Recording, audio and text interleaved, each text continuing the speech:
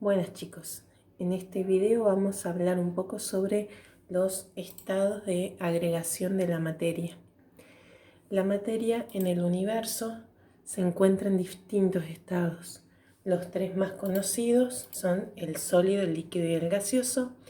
Y existe también un cuarto estado que es el plasma, que hoy es bastante reconocido por los televisores o los monitores de plasma. Vamos a comenzar viendo las características del estado sólido. El estado sólido posee una forma definida, o sea que por más que lo cambie de recipiente, de lugar, etc., va a mantener su forma, va a tener una forma constante. El volumen no va a variar, o sea, el tamaño que tenga no varía, por más que cambie la temperatura y la presión, puede haber cambios muy pequeños, pero en general no varía. No fluyen y no son compresibles. El que no fluya quiere decir de que si, por ejemplo, lo pongo ese vaso dentro de una jarra que tiene un agujerito, no va a salir el vaso por el agujerito a no ser que sea del tamaño lo suficientemente grande para que entre el vaso. Pero si no, no fluye. No son compresibles, quiere decir de que no puedo achicar su tamaño al ejercer presión sobre ellos. El estado líquido, ¿sí?, se caracteriza porque no posee una forma definida, sino que va a tomar la forma del recipiente que lo contenga, a cualquier líquido. El volumen no varía, prácticamente no va a cambiar tanto por la presión y la temperatura. Puede haber cambios, pero son pequeños relativamente. No son compresibles, o sea que yo no puedo lograr por presión que disminuya su tamaño, y fluyen, ¿sí? Por eso se los denomina fluidos, justamente. Si vuelco una botella hacia el costado, se va a derramar, por ejemplo. Eso quiere decir que son fluidos. Por otro lado, el estado gaseoso, ¿sí? Los gases no tienen forma definida tampoco, van a tomar la forma del recipiente que los contienen, pueden fluir también, ocupan todo el espacio que tengan disponible. Es por eso de que si tenemos una garrafa y la abrimos en un lugar cerrado, vamos a empezar a sentir el aroma del gas, por ejemplo, porque se va a ir expandiendo y va a buscar tomar todo el tamaño que pueda de la habitación. Entonces va a expandirse, justamente va a tomar todo el espacio disponible que tenga. Por lo tanto, podemos decir que su tamaño no es fijo. Yo puedo comprimirlos, por ejemplo. Si ejerzo presión, puedo achicar su tamaño. Y cuando cambia la temperatura o la presión, justamente van a cambiar en gran medida su tamaño. Es por eso de que en la imagen vemos un globo aerostático que justamente para llenar el globo, ¿sí?, para llenar el globo acá y que ascienda, se lo llena justamente con aire caliente. A medida de que se va calentando el aire, va aumentando su volumen y va logrando que ascienda el globo. Cuando veamos densidad más adelante, vamos a explicar por qué asciende, ¿sí?, porque sube el globo. Pero por este momento lo que podemos ver es que aumenta su tamaño también, el cambio de temperatura.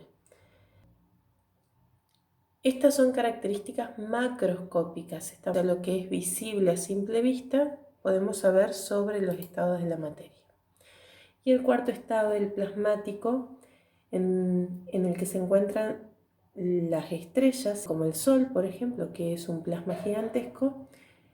Es un estado parecido al gaseoso, pero que tiene gran cantidad de energía, tanta que emite luz y calor, ¿sí?, como si viéramos un fuego, pero en particular tiene la característica de que sus partículas tienen carga eléctrica. Por eso se dice que son guiones, está ionizado. Eso quiere decir de que tiene carga eléctrica las partículas que lo conforman.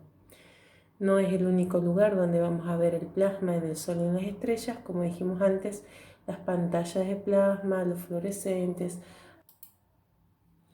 Bueno, nosotros vamos a estudiar este año lo que es la teoría corpuscular o cinético corpuscular, que es la explicación científica que está actualmente aceptada para poder explicar sobre todo las distintas propiedades que tiene la materia.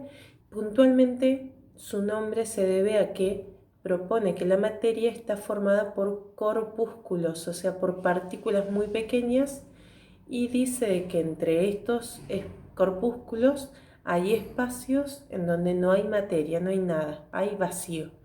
Por eso decimos de que la materia es discontinua, porque encontramos lugares en donde no hay materia, no hay nada.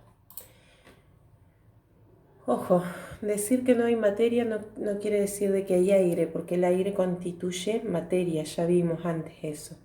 Por lo cual quiere decir que no hay nada, no hay aire tampoco entre los corpúsculos.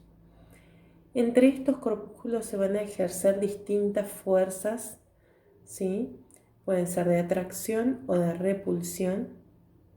Las de atracción se llaman fuerzas de cohesión y las fuerzas de repulsión se producen en general por la acción de una energía propia de estos corpúsculos, que es la energía cinética que tienen, que hace que se muevan.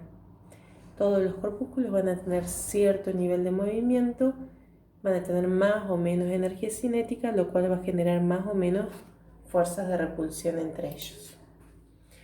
Los corpúsculos, cuando se atraen, entonces, recuerden que es por la acción de estas fuerzas que se llaman fuerzas de cohesión. La cantidad de fuerzas de cohesión o de repulsión que haya entre los corpúsculos va a determinar si el material en cuestión se encuentra en estado sólido, líquido o gaseoso. En síntesis, ¿cuáles son las ideas más importantes de la teoría cinético-corpuscular? Bueno, que la materia está compuesta entonces por corpúsculos, por partículas muy pequeñas. Que la variedad de materiales se va a deber a que hay distintos tipos de corpúsculos, a la diversidad de corpúsculos. Entre los corpúsculos hay espacio donde no hay nada, o sea, hay vacío, hay espacio vacío entre los corpúsculos. Y entre estos corpúsculos se van a ejercer fuerzas de variada intensidad, fuerzas de atracción, fuerzas de repulsión. Todos los corpúsculos se mueven, pueden vibrar en el mismo sitio, desplazarse, moverse para todos lados, pero todos se mueven. Y los estados de agregación de la materia va a depender de cómo estén dispuestos los corpúsculos, de cómo se mueven y de cómo interaccionen entre ellos, si se atraen o si se repelen. En el estado sólido, que se caracteriza porque tiene una forma y un volumen constante, estos corpúsculos están sumamente juntos, están muy juntos, están ordenados y solamente pueden vibrar en su lugar. Esto es lo que va a hacer, por ejemplo, que mantengan su forma. ¿Por qué mantiene su forma un sólido? Porque justamente estos corpúsculos entre ellos están tan atraídos que no van a mover o no van a perder el lugar en el que están dispuestos. Por eso no importa si yo lo cambio de recipiente, el sólido va a seguir manteniendo su forma. También su volumen, porque justamente están siempre juntos. Entonces yo no puedo comprimirlos porque no puedo hacer que estén más juntos de lo que están. Tampoco los voy a expandir porque empiezan a moverse un poco más por la temperatura o lo que sea. Igual, para estar en estado sólido tienen que estar juntos. Si pierden esa cercanía, cambian de estado, como puede ser un hielo cuando se derrite. Pero mientras esté en estado sólido, no voy a poder aumentar su tamaño. ¿Qué pasa si aumento la temperatura? Los corpúsculos en estado sólido van a empezar a vibrar cada vez más, porque cuando les doy calor, les estoy dando energía cinética, ya lo vamos a estudiar más adelante. Pero entonces yo le aumento la temperatura, cada vez se mueven más rápido, ¿sí? Pero por más que se muevan más rápido, si siguen en estado sólido, siguen estando en su lugar fijo y solamente van a vibrar en su lugar. a más o menos temperatura, entonces lo único que van a hacer es vibrar en su lugar, sin perder el ordenamiento y sin perder la posición en la que se encuentran con respecto a los otros corpúsculos. Resumiendo, en el estado sólido las partículas están juntas, ordenadas, solamente vibran en su lugar y hay muchas fuerzas de atracción o de cohesión entre estos corpúsculos. Hay muchas más fuerzas de atracción o de cohesión que fuerzas de repulsión o cantidad de energía cinética. En los líquidos las partículas también se encuentran juntas, pero pueden moverse unas sobre otras. Por lo cual, cuando nosotros decimos cómo están las partículas en los líquidos, están juntas pero están desordenadas y pueden moverse unas sobre otras. Esto se debe a de que medianamente tienen un espacio de circulación un poquito mayor que en los sólidos, por lo cual no están tan juntas como en los sólidos, pero están juntas. Tienen un volumen constante los líquidos, porque a pesar de que se pueden mover unas sobre otras, siguen estando juntas. Como están juntas, yo no puedo hacer que estén más juntas, no puedo comprimirlas demasiado, porque es como un placar cuando está desordenado. Entonces si voy apretando, digamos, el bollo de ropa, igual sigue sin entrar mucha más cantidad de ropa, pero hay huequitos por ahí por los cuales se pueden mover. Eso hace de que al moverse vayan cambiando de forma. Si bien no cambian de volumen, sí pueden cambiar de forma. Hay fuerzas de atracción o de cohesión, pero también hay cierta energía cinética y fuerzas de repulsión. Están bastante equilibradas y eso es lo que hace que haya movimiento.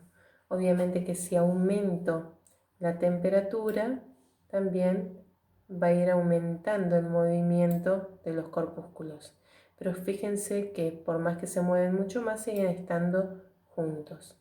Si el movimiento es tanto que, o sea, cambio tanto el estado de temperatura que el movimiento se vuelve cada vez más caótico, directamente van a cambiar de estado de agregación.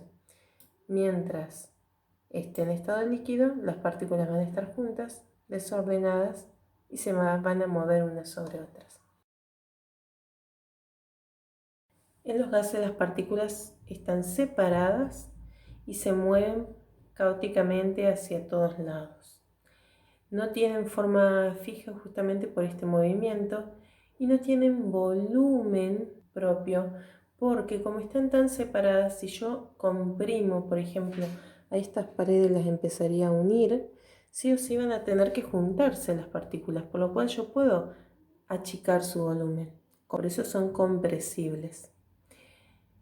Pero también se pueden expandir, porque si saco estas paredes, esas partículas, como se mueven para todos lados, van a buscar estar lo más separadas posibles, porque entre ellas hay muchas fuerzas de repulsión. Hay más fuerzas de repulsión que de atracción.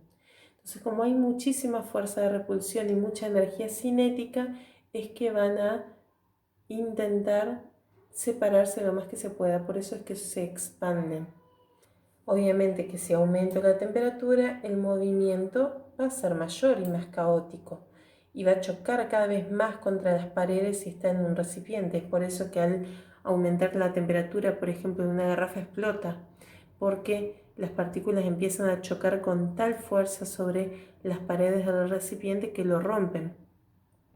Pero también nosotros, si bajamos la temperatura, podemos hacer que estén más quietitas, y si aumentamos la presión podemos hacer que estén más juntas y que disminuyan su tamaño. Por lo cual los gases son compresibles, también son expandibles, y las partículas se mueven caóticamente para todos lados, están separadas y desordenadas y fluyen.